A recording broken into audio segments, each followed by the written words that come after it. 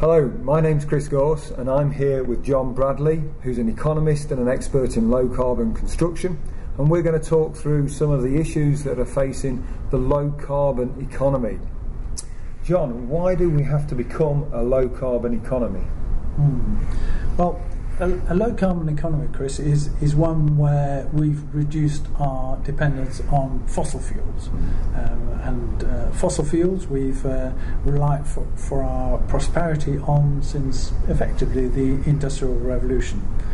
I don't think we can rely on fossil fuels in the future for three reasons. First of all, the scarcity of fossil fuels, oil and gas in particular, and this is reflected in the increased cost of extraction and the increased environmental cost of using fossil fuels. And you only have to think of things like the Gulf of Mexico and the BP oil spill to realise that. The second thing is the availability of fossil fuels and the issues around the security of supply of those fuels. And thirdly, and probably most importantly, it's the consequences of burning fossil fuels, which cause carbon emissions and the anthropogenic global warming that results from that. So for those reasons, I think we do have to become a low carbon economy. So what's the government doing to try and change or support this?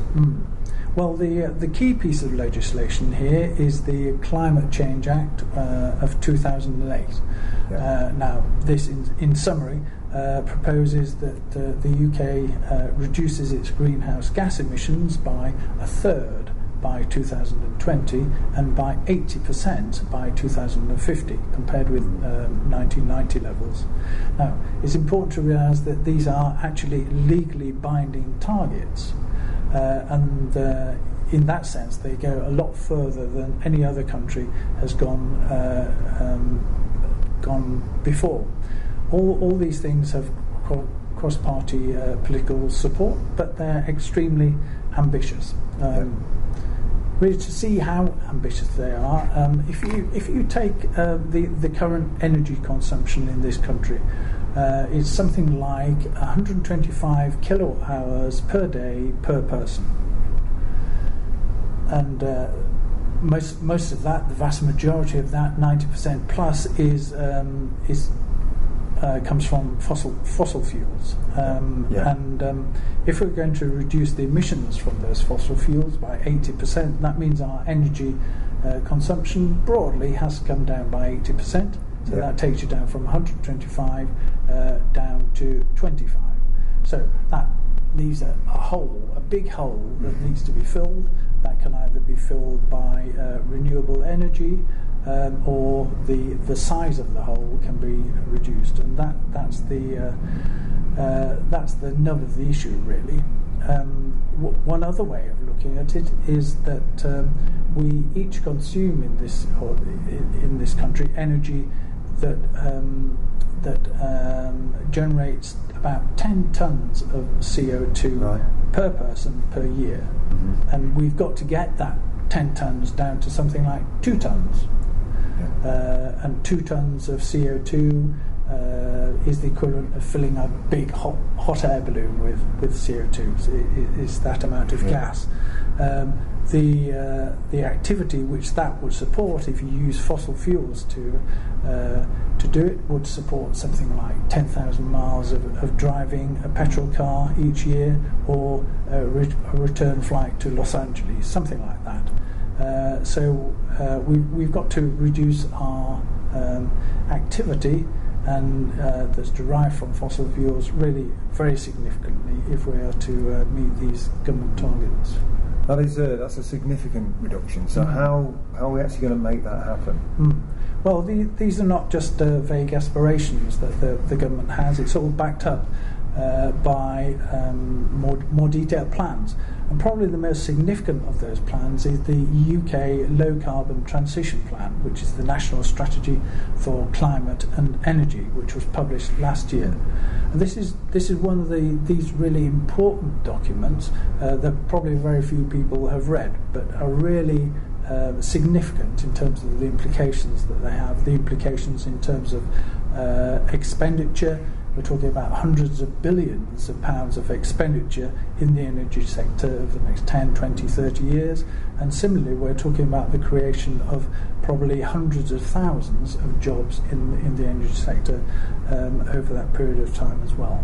And this low carbon transition plan is effectively a route map for the transition to a low carbon economy. It sets out how we're going to get there by 2020 from where we are at the moment. And it's supported by something called the Renewable Energy Strategy. So what role is renewable energy going to play in this process? Well, that's an interesting one, because if you listen to Friends of the Earth, for example, Greenpeace or the Green Party, you might think that renewables will solve the problem. That all we've got to do is build sufficient wind farms, harness sufficient solar energy, and that will solve the problem. In a nutshell, it won't. It won't. And the reason it won't is something that's often misunderstood about renewable energy, and that is that renewable energy is not limitless. And it's certainly not free, but it's not limitless. The source of renewable energy, for example, solar radiation, may be limitless in the sense that you're not depleting a finite stock when you use it. So it's not limitless it's limitless in that sense. But there is a practical limit to the amount of wind or solar energy that can be produced.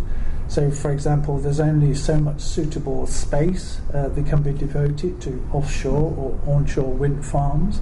There's only so much suitable south-facing roof space that can be used to capture solar radiation, and there's only so much wind or solar radiation that's available at any one particular time. The second problem, I think, is that renewable energy is both diffuse and variable. Now, by diffuse, I mean that the power to area ratio is quite low. The power you get from renewable energy per square metre is very low. It's about between 1 and 10 watts per square metre. Now, if you compare that with nuclear power, it's something like 1,000 watts per square metre. Now, David Mackay, who's written an excellent book on this subject called Sustainable Energy, says something like renewable facilities have to be country-sized because all renewables are so diffuse. And so this leads to things like saying you would have to cover a country that's the size of Wales, for example, with photovoltaic cells if you want to make any significant difference. The second thing is that renewable energy is variable. In other words, it's not always there when you want it, and you have to have backup to renewable energy facilities, and that backup will inevitably be fossil fuel power. So for those reasons, I don't think that renewable energy is ever going to completely fill the hole that's currently occupied by fossil fuels. So what's the extent of the role it can contribute or fulfill? Well, it varies. The way I like to think about it is that about a quarter of the energy that we use in this country is for electricity, 40% of the energy is for heat, and about a third is for transport. Now, the UK low carbon transition plan has a strategy to decarbonise electricity generation. How's it going to do that? Well, for three ways really. First of all, by a significant expansion of our nuclear capacity. Second, by using something called clean coal technology, which uses carbon capture and storage to decarbonise electricity generation. And thirdly, by the use of renewable resources. By 2020, the government is expecting renewables to account for something like 30% of electricity generation, compared with something like 5% now. So it's a six-fold increase, but even that massive increase only takes you to 30% of electricity generation, and that in